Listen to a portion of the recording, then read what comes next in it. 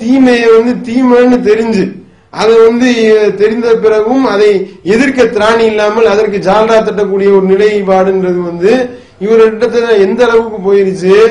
அதாவது கள்ளச்சார மது ஒழிப்பு போராட்டம் நடத்துறாங்க. மது ஒழிப்பு போராட்டம், மது விலக்கு, பூரண மது விலக்கு அமல்படுத்தணும் அப்படின்னு சொல்லி போராட்டம் நடத்துறாங்க. போராட்டம் நடத்தினா அது முதலமைச்சர் எந்திரிச்சு பூரண மது விலக்குன்னு எவன் சொல்லிக்கிட்டு இருக்கிறானோ அவன் தான் கள்ளச்சாராயம் காட்சி வித்துக்கிட்டு இருக்காங்க, கள்ளச்சாராயம் விற்கிற பேர் வழிகள் திட்டுறாங்க. வாயை புத்திக்கிட்டு உட்காந்து வேடிக்கை பாருங்க, என்னையதான் சொல்றீங்க தெரியுது அப்படின்னு சொல்லி வாயை புத்திக்கிட்டு ஒன்னும் ஒரு ரியாக்ஷன் கிடையாதுங்க. இதுக்கு கம்யூனிஸ்ட் இவெல்லாம் புதிய தமிழை வச்சுதான் வெளிநடப்பு பண்றான், இதுலாம் அநியாயம் இது அப்படின்னு சொல்லிட்டு வெளிநடப்பு பண்றான். ஆனா இங்க என்ன நிலைமை? முடியாது, என்னை திட்டுறதுனா எப்படி வேணாலும் திட்டிக்கிறீங்க, எனக்கு தேவை இந்த வகுப்பு வாரியம் தான் அப்படின்னு சொல்லக்கூடியதை பாக்குறோம். அதுக்குதான் உதாரணம் கூட ஏற்கனவே சொல்லி காமிச்சோம். அதாவது சட்டமன்றத்தில் ஒரு ஜனாசான்னு போட்டோம், 2 ஜனாசாக்கள்.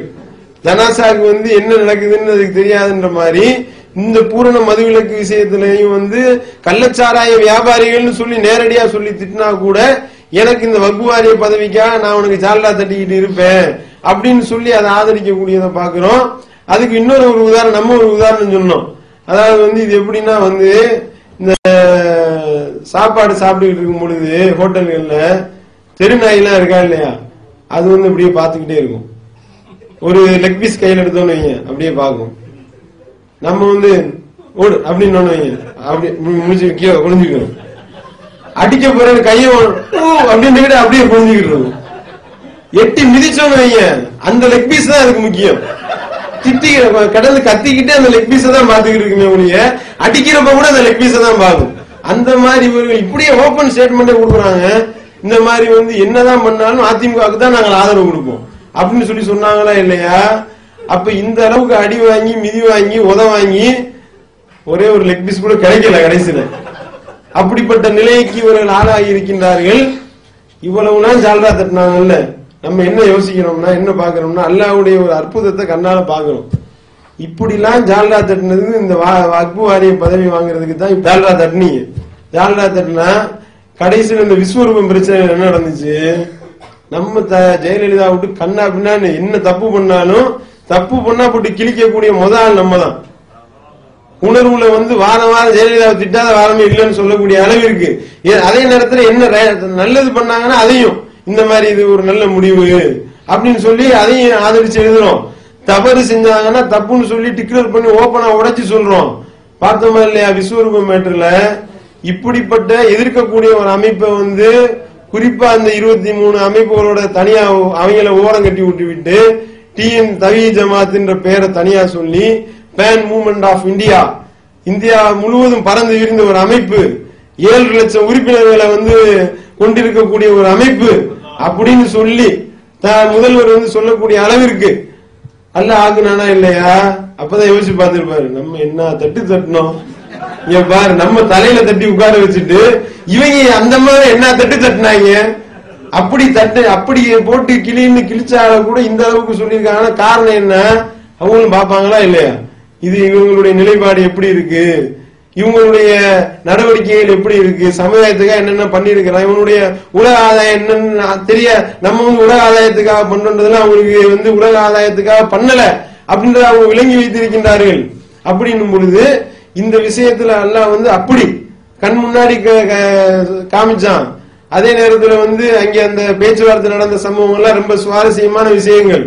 அந்த 23 அமைப்புகளை சேர்ந்து அந்த அப்போலோ அனிபாவுடைய தலைமையில அவங்க ஒரு குரூப். அவன் நம்ம என்ன செஞ்சோம்னா முந்தின நாளே இது சம்பந்தமான பேச்சுவார்த்தை வர்றதுக்கு நாங்க வரல, நீங்களே நல்லபடியா நீங்க பேசி அந்த ஜெயலலிதாவுடைய பேட்டிக்கு அப்புறம் அன்னைக்கு இரவு நடந்த சம்பவம், அடுத்த நாள் கமலஹாசனை கூப்பிட்டு பேச்சுவார்த்தை நடத்துற மாதிரி இருக்கு, நீங்க வாங்கன்ற மாதிரி அப்போலோ அனிபா தரப்புல இருந்து அழைப்பு வருது. இல்லங்க இந்த மாதிரி நம்ம அதெல்லாம் நமக்கு இன்ட்ரெஸ்ட் இல்ல, நமக்கு தேவை இந்த குறிப்பிட்ட காட்சிகள் வராம வெட்டணும், அதுக்கு நாங்க ஒத்துக்கிட்டோம், நீங்க எங்க தவி ஜமாத் சார்பாக நீங்களே சேர்ந்து பேசிக்கிறீங்க. அந்த அளவுக்கு அதாவது பேரு புகழ் தான் நமக்கு முக்கியம்னா நம்ம முன்னாடி போய் நிக்கணும் நம்ம சொல்லிருப்போம். அப்படிலாம் நமக்கு தேவையில்லை அப்படின்ற ஒரு நிலைப்பாடை எடுத்து நாங்க சில காட்சிகளை சொல்றோம். அந்த காட்சிகளை மட்டும் வெட்ட சொல்லி நீங்க இது பண்ணிருங்க, எங்க சார்பா நீங்களே போயிருங்க அப்படின்னு சொல்லி அப்போலோ அணிப்பாட்ட மாநில தலைவர் பிஜே வந்து நைட்டு விவரம் சொல்லிடுறாரு. அப்ப இவங்க வந்து அரசு தரப்புல வந்து தவ்ஹீத் ஜமாத் சார்பாகவும் நாங்களே வந்துடுறோம், ஏன்னா எங்கள்கிட்ட அந்த பொறுப்பை கொடுத்துட்டாங்க அப்படின்னு உடனே அவங்க மசூரா பண்ணிருக்காங்க.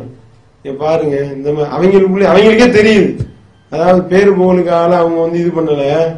இந்த மாதிரி வந்து இந்த பொறுப்பை நம்ம கையில கொடுக்குறாங்கன்னா நம்ம இந்த துப்பாக்கியில ஏமாந்தோம்ல அந்த மாதிரி ஏமாந்துடக்கூடாது. பேசியிருக்காங்க, நம்ம வந்து இந்த விஷயத்துல ரொம்ப கவனமா கண்ணியமா நடக்கணும், நம்மளை நம்பி ஒப்படைச்சிருக்காங்கன்னா அதுக்கு தகுந்த மாதிரி நம்ம இருந்துக்கிறணும் அப்படின்னு சொன்னோனையும் மறுநாள் வந்து இந்த செய்திய தகவலை சொல்லியாச்சு, டிஎன்டிஜே சார்பா நாங்களே வந்துடுறோம் அப்படின்னா தலைமைச் செயலகத்திலிருந்து தவ்ஹீத் ஜமாத்துக்கு அழைப்பு வருது. இந்த மாதிரி நீங்க கட்டாயம் பேச்சுவார்த்தையில பங்கு பெறணும். பேச்சுவார்த்தை என்பது 2 தரப்புக்கு இல்ல.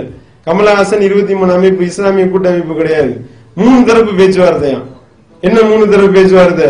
கமலஹாசனு, முஸ்லிம்களுடைய கூட்டமைப்பு, டிஎன்டிஜே, மொத்தம் 3 அமைப்பு, 3 தரப்பு இது அப்படின்னு சொல்லி இல்ல அவங்கள்ட்ட சொல்லியாச்சுன்னு அவங்கள்ட்ட அதையும் விளங்கி வச்சுக்கிட்டு இல்ல நீங்க வராட்டினா வந்து பேச்சுவார்த்தை முழுமை பெறாது, அப்புறம் சிஎம் கேட்டாங்கன்னா நாங்க பதில் சொல்ல முடியாது என்று சொல்லி கடைசியில தவ்ஹீத் ஜமாத் வந்து வேற அழைப்பு அரசாங்க தரப்புல இருந்து வர்ற அழைப்பை நம்ம நிராகரிக்க முடியாது அப்படின்னு மசூரா பண்ணி ரஹ்மத்துல்லாஹி பாய், யூசுப் பிளஸ் சாதிக் 3 பேரும் போறாங்க.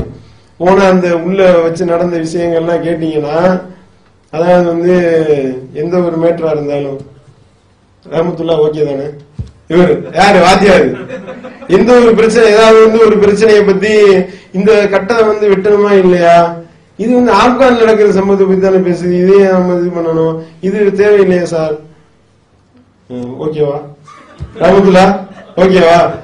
அப்பதான் ரஹ்மத்துல்லா யோசிச்சாராம், இவனை மண்ணடியில வச்சு என்ன வாங்குவாங்க, மாமாக்காவின் சமுதாய துரோகம்ன்ற பேர்ல என்ன அடி வாங்கிட்டு இவ்வளவு மிதி வாங்கிட்டு இப்ப என்னன்னா இவரு ரஹ்மத்துல்லாஹ் பின்னாடி உட்கார்ந்துருக்காரு, ஜவாஹிர்லால் முன்னாடி உட்கார்ந்துருக்காரு.